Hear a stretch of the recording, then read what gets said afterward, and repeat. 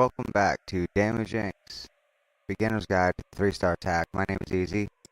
This is part 2 of a 3-part series. Part 1, just to recap, was going over the planning stages of the attack. In the planning stages, we talked about scouting the base, figuring out what weaknesses it has, what spells you want to use, what troops you want in your kill squad. We specified the heroes' roles. We picked what attack we wanted to use, and finally, what cleanup troops we wanted to use. This video is on the objective part of the attack. Now, in the objective parts of the attack, we want to pull the enemy clan castle troops, to funnel your troops into the base, to kill their heroes, to set up as many traps as possible, and to hit key targets on their base. And in the next video, we'll be going over prioritizing the objectives. So basically, in the objective stage of the attack, the first thing we want to do, and one of the most important things, is to pull the clan castle troops. We don't want those clan castle troops over our heads throughout the whole attack. So we have to figure out how we're going to pull the clan castle troops, whether or not we're going to anchor them, and if we're going to anchor them, then we have to adjust our entire attack based on the anchor location. Now, just for those that may not know what that means, to pull the clan castle troops means that we'll send one of our troops in to the protective circle or the trigger radius of the clan castle. There's a circle around it when you click on the clan castle. If you get your troop to cross that line, then their troops come out. Once their troops come out, they will kill whatever you send in there pretty quick, whether it be a hog or whether it be a balloon. Those are the two most common things we'll use. Once that dies, then they will go to the next troop you put in. A common troop that we use to anchor with is an archer. So just one more time, because it's that important, to pull an anchor or to lure an anchor means to send one of your troops in to lure out their clan castle troops. Once they come out, it will kill whatever troop you put in. You want to anchor them down by placing one troop on the map out of the reach of their defenses. Their troops will then go out to your troop and kill it. That's the anchor. And once they go out, kill your anchor, then you want to begin your attack. From that point, you will initiate your kill squad. Kill squad, there's a number of different ways you can take this process from here. A very common way is to start off with a golem. You'll put a golem in. Clan castle troops will then start attacking the golem. That will give you the opportunity to put in wizards or another high damage per second troop to take out their clan castle troop. Something else to remember, there are times where you cannot pull the clan castle troops. At that point, you'll have to make a decision to bring additional help in the form of a spell, probably a poison spell and a rage spell. Those are the backup plans. You want to have a backup plan because you cannot always pull the clan castle troops and you can't always anchor them down. So, if you do, let's go back to the anchor. Let's say you are able to pull them and anchor them down. Once you kill the clan castle troops, that's going to be the beginning of your attack. That's how you have to plan the beginning of your attack. From that point, you want to create a funnel. The funnel is a big term that we use. It is one of the most vital parts of the attack. What a funnel is forcing your troops into the walls and not around the outside of the base. You create a funnel by placing troops on the sides of a wall. Let's just say the wall is going from left to right. You'll place troops on the left side of the wall and the right side of the wall. You'll be taking out what we call trash buildings, or the buildings on the left and the right. And once all those trash buildings are gone, then you can start deploying troops in the middle section of the wall with wall breakers or jump spell, and then at that point they can't go left or right. There's nothing over there to pull them over there, so they'll go into the base. Now, that is the basic term for a funnel. Now, something that I would like to mention is how important it is to plan the funnel from the anchor point. So one more time, like I do in the clan every day. Pull the clan castle troops. Pull them to an anchor point. Once you bring them to the anchor point, kill their clan castle troops. From the point where you kill their clan castle troops, that's where you want to plan on starting your attack if at all possible. That's a vital part of your planning stage, is where you're going to pull the clan castle troops, pick where you're going to pull them to, and plan your attack from there.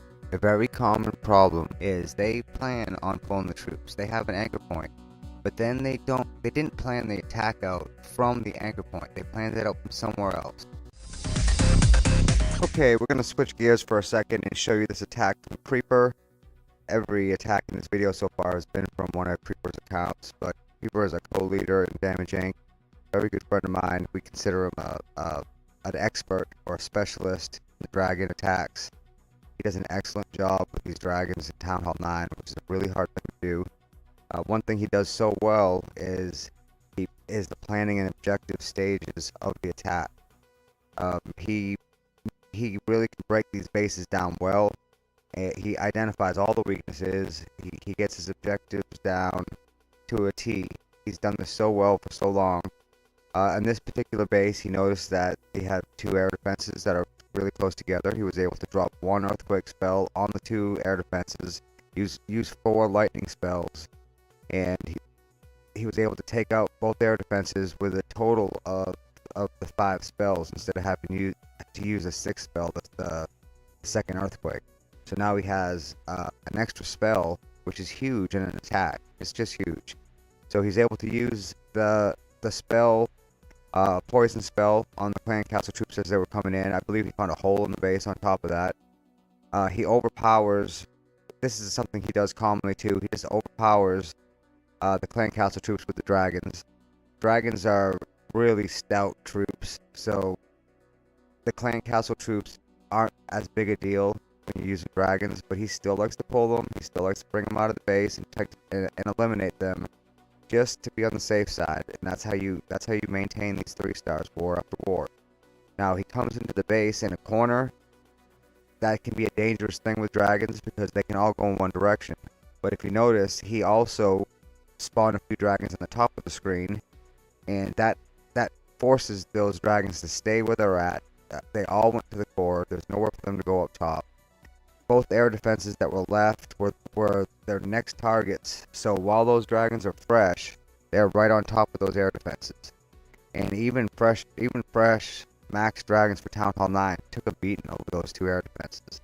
So it was a really smart thing to take them on right away. I see a lot of players make mistakes right there, where they're lightning an air defense, or maybe even 2, and then they'll try to avoid the other air defenses, and they won't be able to 3-star because by the time they get to them, they're really beat up. So he took them on right away. He also attacked this base in an angle that allowed him to get to most of the defenses without having to go through the storages. While setting up a base defensively against dragons, your best friend are the storages. You want to put your air defenses in a sandwich. You have an air defense, then you have a storage, then you have your archer towers. That forces the dragons to either go through the archer tower in the storage or the air defense in the storage. As we get ready to play Creeper's next attack, I just want to take this opportunity to thank him for all that he does for me and for this clan. I literally could not do what I do without him, so thanks, Creeper.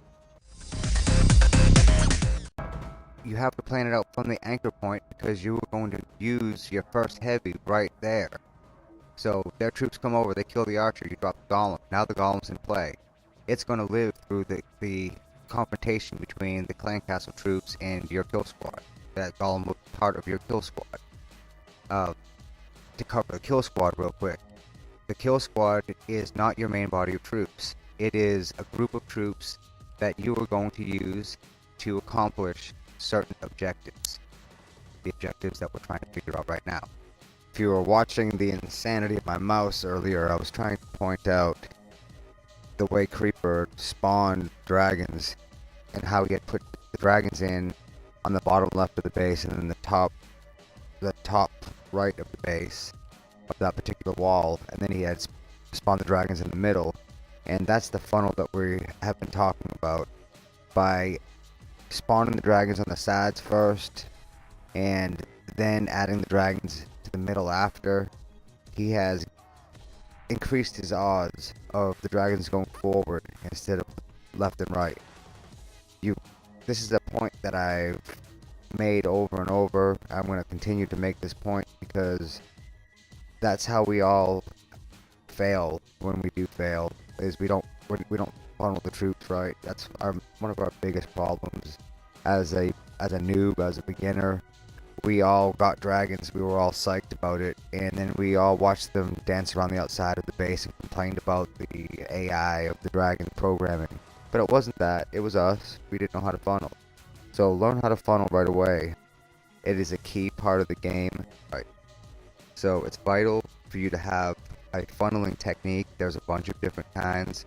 It's going to take practice. Most of us fail at funneling because we don't want to practice the funneling techniques. We don't want to take the time it takes to figure out the best way to do this for us. Now, we have talked about pulling the troops or luring the troops. We have talked about the anchor spot. We have talked about using spells if you can't anchor. We have talked about funneling the troops. So, now that we are funneling our troops, where are we going to funnel the troops and why? That's our next point. Where are we going to funnel the troops and why? And that path that we want to set should go through all of the things that we want to take care of, all of our objectives. One of the main objectives will be the Archer Queen.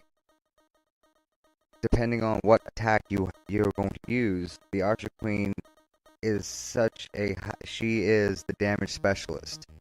She's so powerful that if you're going to clean up your attack with hogs, she'll kill 15 or 20 of them by herself. If you are going to use balloons to clean up, she can kill them all herself again. Now, if you're going to go in with 30 bowlers, maybe the Archer Queen isn't the biggest threat, but you have to consider where are the heroes and how are you going to take them out of the game.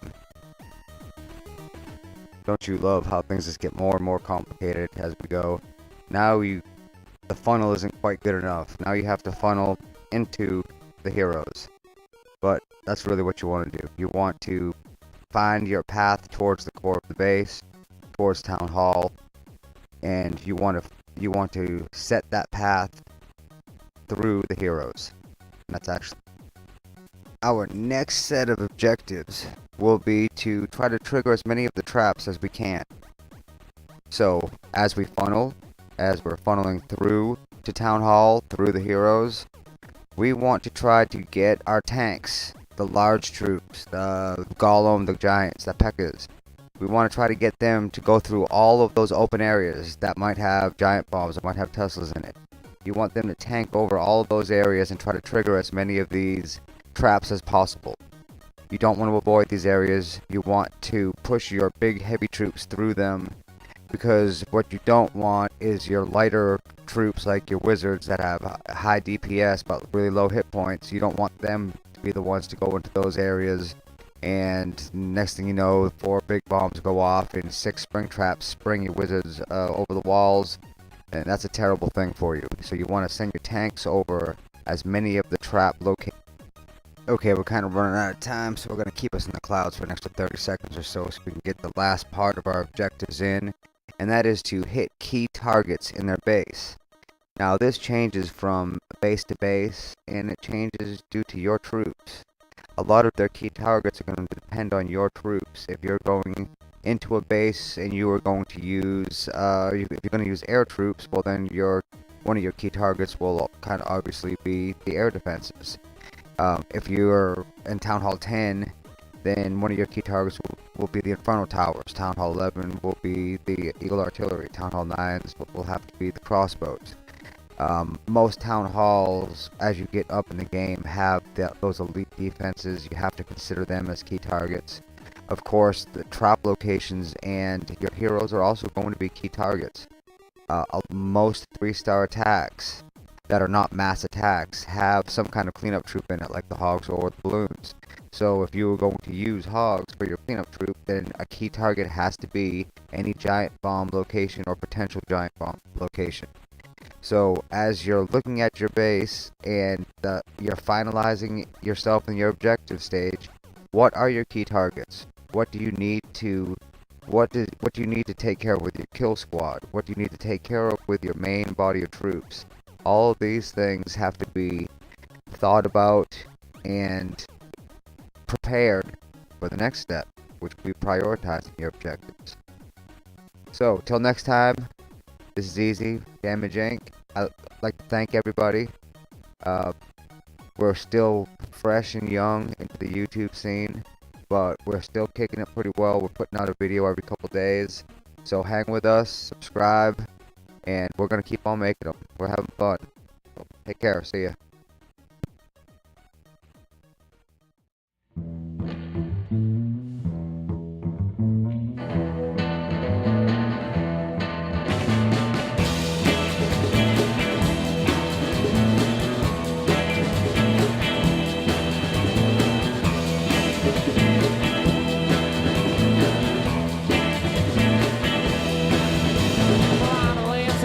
I tend to get around. Spend 20 years in prison breaking rocks upon the ground. Suddenly a free man making up a waste of time, and heading back to New Orleans on a Greyhound bus line. Poor boy didn't have it down now. I walked into a restaurant looking for a job. The chef said we could use someone to clean up all the slop. It's $7 an hour minus taxes, no paid break. I said, you got to be kidding, man. That's less than a slave makes. Well,